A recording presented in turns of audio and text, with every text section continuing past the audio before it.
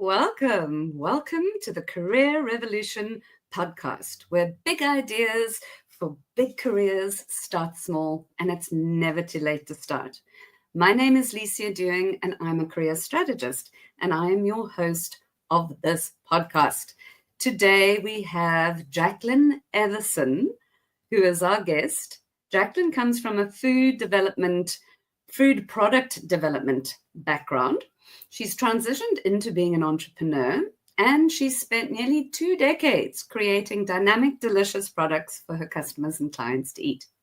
Jaclyn's passionate about inspiring change through her consultancy, Future Incorporated, which she's going to tell us all about, and how she uses innovation to deliver meaningful impact in the food industry.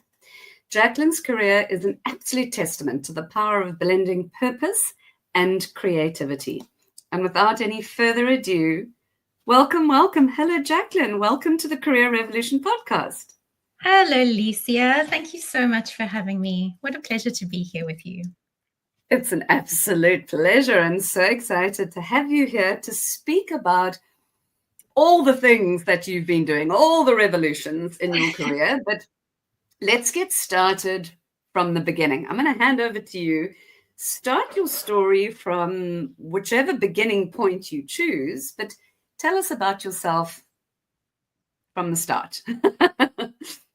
Thanks. Well, I suppose it started very, very long ago when I was really rather young, hanging out with my gran after school at her house. Both my parents were working, and after school I used to head to my gran's house she was the family matriarch. She used to do all the cooking for the family, for the church. And really my passion for food came from being with her at home, watching her cook, watching her bake. She did it out of love. It wasn't a necessity. She just needed to love her people in that way. And it was just such a lovely time, a carefree time of just, communing with my grandmother, and a very special love affair for food developed from there. And I grew up in a small town in Zimbabwe, and we didn't really have things like cooking schools, or I didn't even know that cooking schools really existed at that time, many moons ago. And I did some digging, and we used to come here to Cape Town on holiday, and Silwood School of Cooking was one of the places that just was absolutely renowned for an incredible foodie background, an adventure into the culinary world. And that's where it all started for me. I trained to become a chef at Silwood once I left school. And I guess they say the rest is history, but there's so much in between there. A quick realization once I joined the industry, once I started cooking in hotels and restaurants and so on, I realized that the environment was demanding, no doubt, but I think I was just missing something a little bit more, a little bit more challenging, a little bit more inspiring, a little bit more multi-dimensional, if I could say that. And I didn't know what that was, but once I moved into my second year at Silwood, I then had an opportunity to go into the industry. So that thing that you've just said is what I've often heard within our stories, is that we've gravitated towards studying something, or we've gravitated towards a thing which we love. But when we learn about that thing and we take it into the world, the way in which the world wants us to do that thing then suddenly doesn't feel right, or it's just not the way that we want to do it. And when you were describing your early influence with your grandmother, I could almost smell the baking. I could hear the pot stirring and soup. I mean, it was a very visceral understanding. So Silwood really presented you with, you can be a chef in a restaurant, you can be a chef on a boat, you can do, this is a thing that you love to do, but there were limited ways in which you could do it. So take us back to year 2 and what happened. Yeah, I guess, they definitely form the basis of a very well-rounded structure in French cuisine. And from there, I suppose the world is your oyster, as big as your imagination, right? And so in my second year, we were placed into what we call in-service blocks, where you're placed into a work environment and you're there for 2 months and you learn as apprentice. And my first block was at Woolworths head office in the product development department. And the minute I got there, I knew that that was it. That was absolutely a corner of the industry of this foodie world that I wanted to be in, because it wasn't just food, preparing food. It was looking at recipe development, at recipe construction of ingredients and suppliers and growers and farmers and commercial aspects of how a product performs. It was packaging design. There were so many aspects to it, food safety and microbiology. And I realized in that moment that there was a whole world of food that could just absolutely open up for me. And I was just thrilled that it existed, and that I didn't have to sort of struggle in the back kitchens while my friends were out having fun and, enjoying their weekends or their evenings socializing. There was actually something out there that suited me and what I wanted for my life. So yeah. So what was the first role? So from Silwood, you were then absorbed straight into Woolworths. You went straight into... I wasn't actually. From Silwood, I spent 3 years at Silwood. So I ran through all my in-service blocks. I went into hotels, I went into catering kitchens and the like. And then I chose one place at the end of it to spend the whole of my third year, which was Element House. And that was an extraordinary experience to work in a kitchen like that. And once I'd finished at Element House and I'd graduated from Silwood, I then got a holiday job as a private chef. A family had rented a villa and they needed somebody to do the cooking. And I then went into this journey of private chefing over the next 8 to 9 months, and found myself in wonderful places in and around Europe along the Mediterranean coastline. And that was sort of my introduction into the working world. A pretty awesome introduction into the working world, no doubt. I got to work really, really hard, but see some absolutely gorgeous places. And that was sort of the first step for me into my working life and to start this journey of culinary discovery. I think absolutely every experience that we have leads us to something that can benefit a professional endeavor, right? And all of these experiences, whether they were good ones or less good ones, because there certainly were less good ones, formed part of this culinary portfolio that I'm able to lean on today. Okay, so it was the block that exposed you to the food development side within a corporate retailer that made you go, this is it, this is it. But graduating, you still wanted to do what many of us perhaps have done or had the opportunity, which is that Antipodean, travel the world, University of Life, explore and gather information. And I'm sure Element House would have, fueled that with the hospitality, travel, tourism, how, they're a pinnacle within that, within the Cape Town. Yeah, they really are. They've been they were amazing. I think that first family that I worked for, that was a referral that came through Element House, and they were so supportive in that sort of leap into my working career.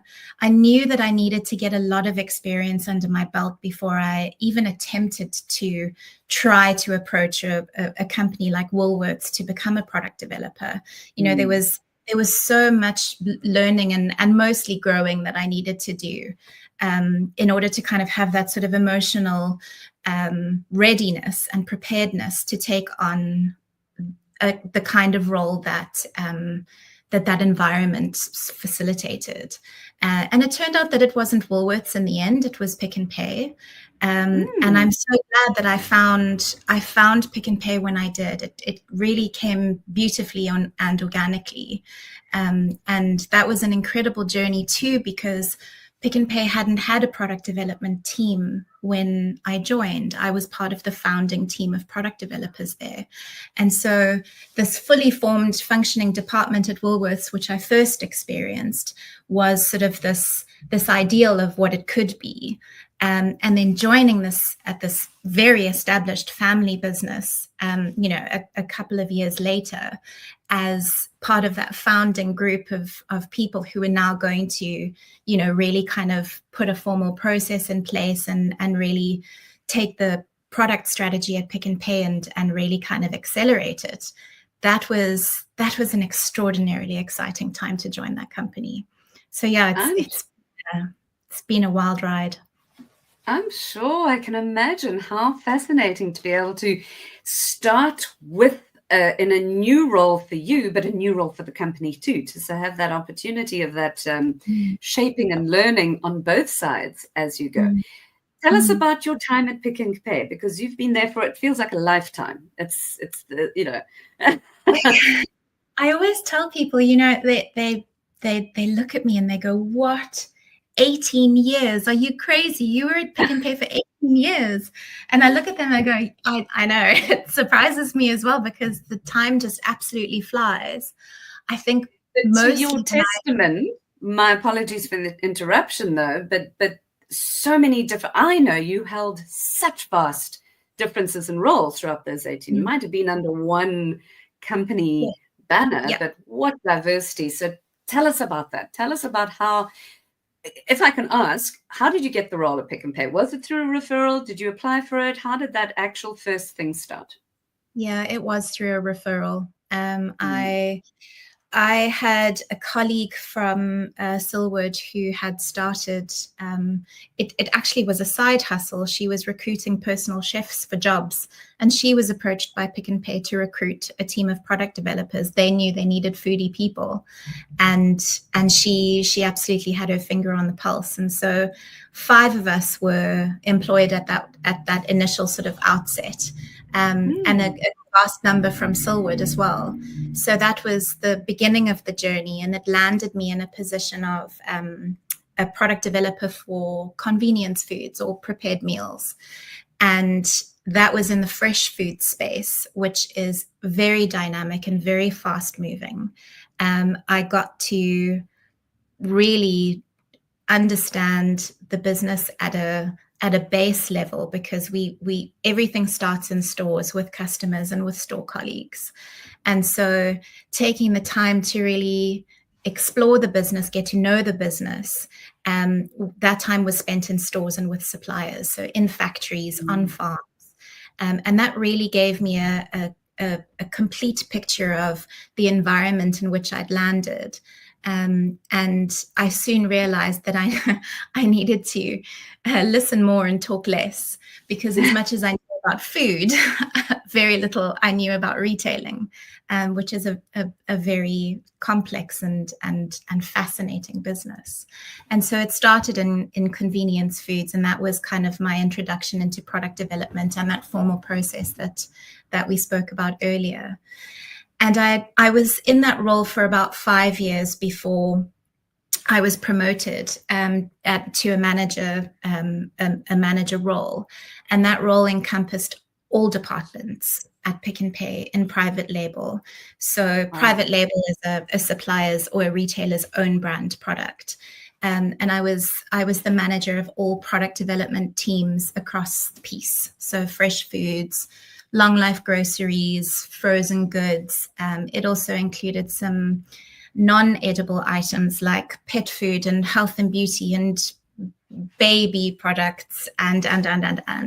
So that was a really big leap from, just staying in my lane doing my prepared foods, and then moving into a manager role and leading a team of people, but across an absolutely huge portfolio of categories.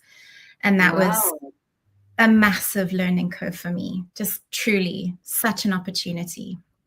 How really fantastic. And you were ready for it. You met it with your readiness, and clearly they saw in you the opportunity of your ability to do this. So suddenly you shift up into budgets and ROIs and people, and in a way learning all the stuff about entrepreneurialism, but within the safe confines of an organization. But Pick n Pay fundamentally was an entrepreneurial business that started, a family-owned business. So yes, it's very corporate, but there was always that ability for you to see things as they were and feel close enough to the decisions that were being made. So interesting that your transition into that senior role, climbing the traditional corporate ladder, but actually going broad with adding to your skill set, your base set.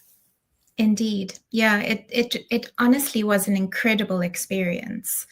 I look back on it and I'm so grateful, but I'm also quite overwhelmed at everything that was sort of presented to me in trust and carrying on behalf of the business. It really was a bold move, I think, by my mentor at the time.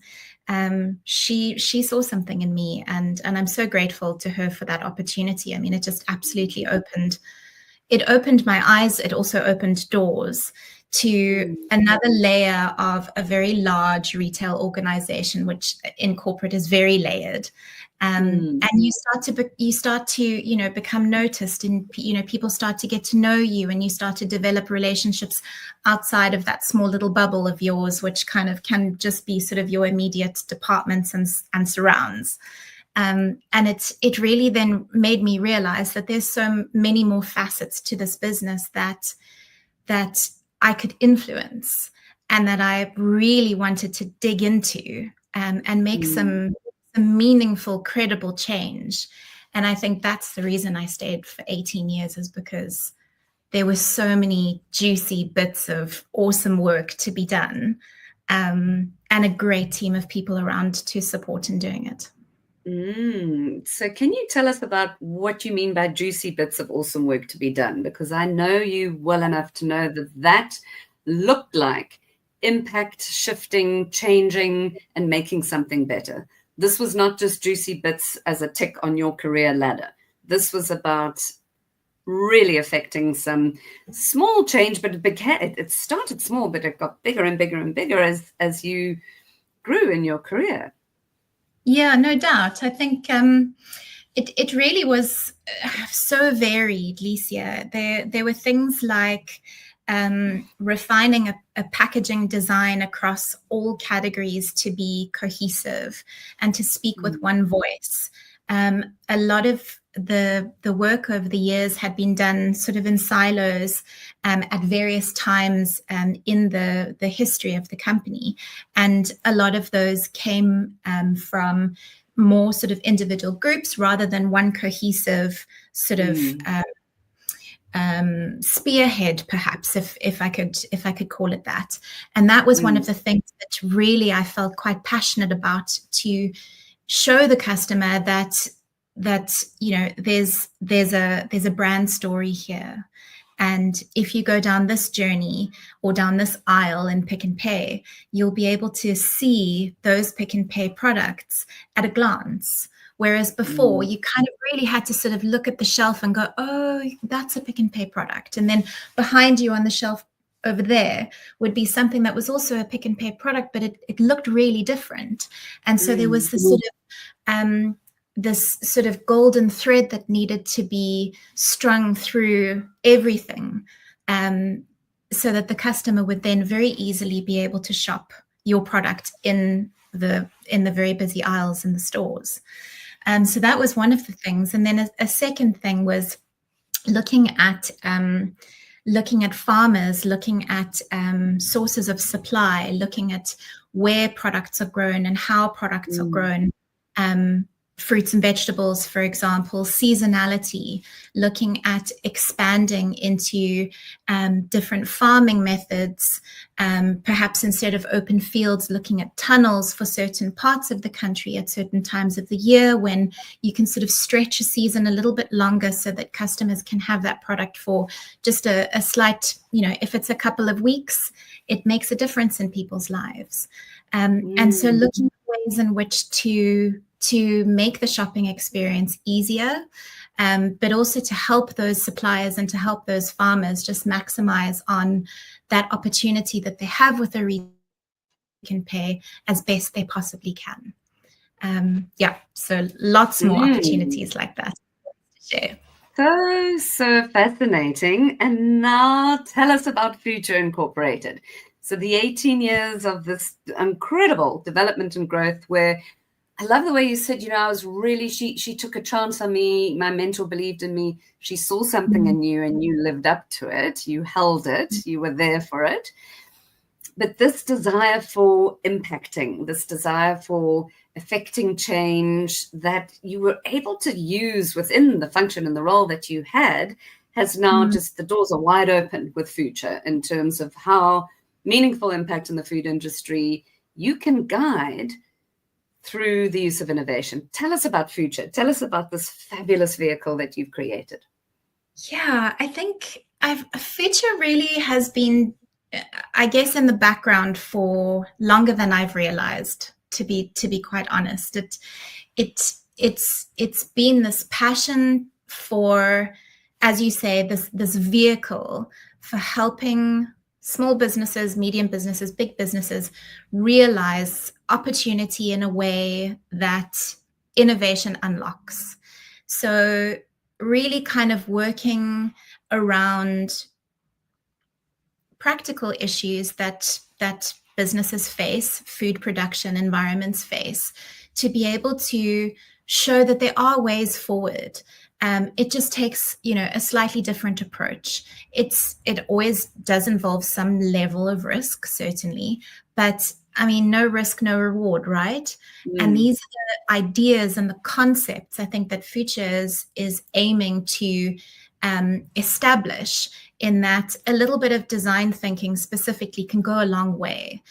You don't necessarily just need to, look at your immediate landscape. You can look at so many other industries and so many other platforms of problem solving to be able to solve something that, might not have been so obvious perhaps to you in that particular world in which you work or live. And that's really, I think, what Future has the opportunity to unlock for people.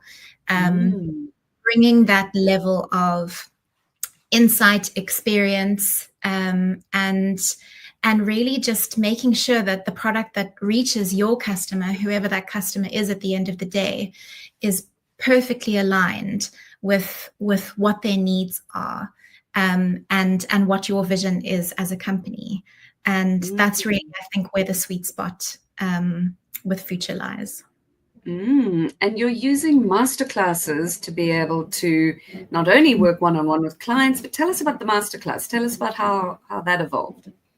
Yeah, so the masterclass was a really lovely thing that came about through an extraordinary individual called Miles Kubeka. I think if anybody doesn't know who Miles Kubeka is in the South African and African context, ticka away, because he is a person to know, he is a person to follow, he is a visionary in ensuring that through his passion of food, he is able to make tangible, meaningful, significant difference in people's lives. And he and I were introduced through Pick and Pay. He had done some research and some trend work with us at the time. And I remember thinking, this is a guy I need to stay close to, because he is so dynamic and he is so innovative.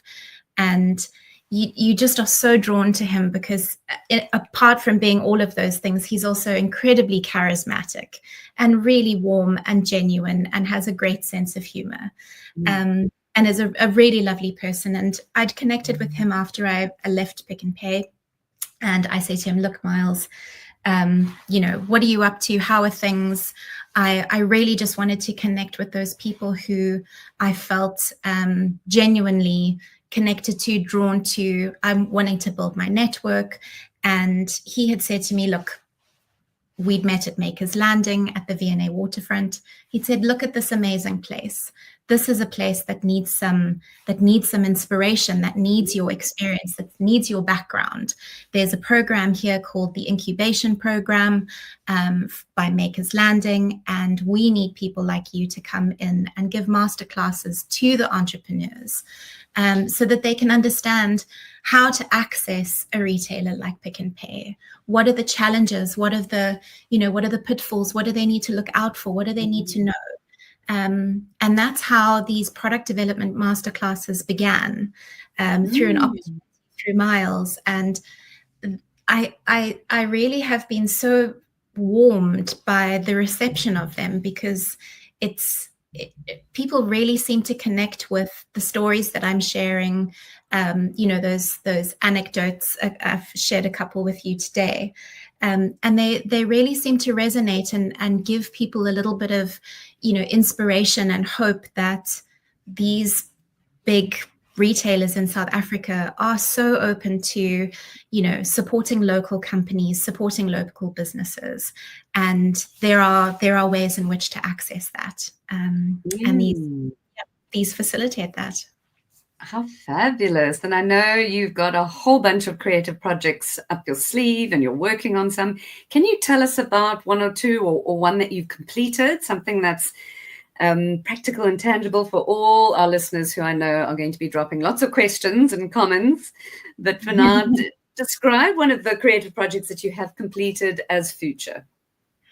So Future, we've just had such a lovely time. It's been a journey, specifically with a wonderful regenerative wine farm called Spear. I think maybe some people have heard of it. I'd had a wonderful visit on Spear with Farmer Angus. And Farmer Angus does farm tours for anybody who is interested and is in the Stellenbosch area. And my husband, my daughter, and I had gone on one of his farm tours and ended up being the only person on that tour, because that day apparently there was a storm coming. It didn't eventually arrive. And we had Angus all to ourselves. And Angus absolutely is the most incredible person in the regenerative farming space. He is doing the most phenomenal progressive things on the farm, and is really taking regenerative farming in South Africa to an incredible space. And one of the challenges that he's facing with his retail products is getting them out there and having, that competitive space. He doesn't necessarily see it as competition, because his product is so vastly different in terms of his charcuterie products to what is available in the market. Doesn't add nitrates. He doesn't add nitrates. It's, really phenomenal grass-reared, pasture-raised pork. And he really is doing the most incredible things to showcase this phenomenal meat and animal byproduct that is from the farm. And he said to me, Jaclyn, how do we do this? Like, how do I get my products out there? And one of the suggestions that I had come up with for him was to put these hamper kits together. So Spear have a wonderful variety of products available on their website, on their farm, in their farm shops, the Picnickery and the Cowshed. And I had literally just gone onto the website as I was on my phone on the farm, and I'd taken this and I'd taken that and I'd taken this, and I'd said to him, Angus, look, we've got a bougie boerewors roll with, something, and this is how we can, create some excitement for your products. And that was the first project that we did together. There are a couple of others in the works at the moment, but literally just finding a niche for these incredible products that he has in a way that makes it accessible and easy for people at home to just click, couple of products, add them into your cart and buy them, or go to the farm shop and do that there. It really has been quite significant.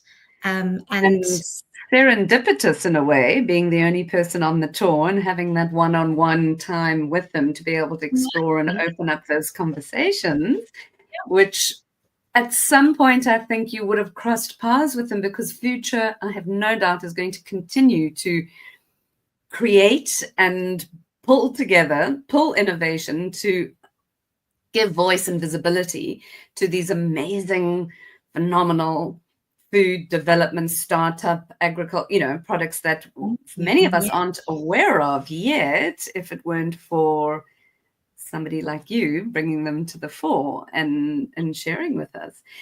I want to segue a bit to the actual career revolution, and how did, after 18 years of being defined by the person that works at Pick and Pay, how did that transition work for you? How did you find that?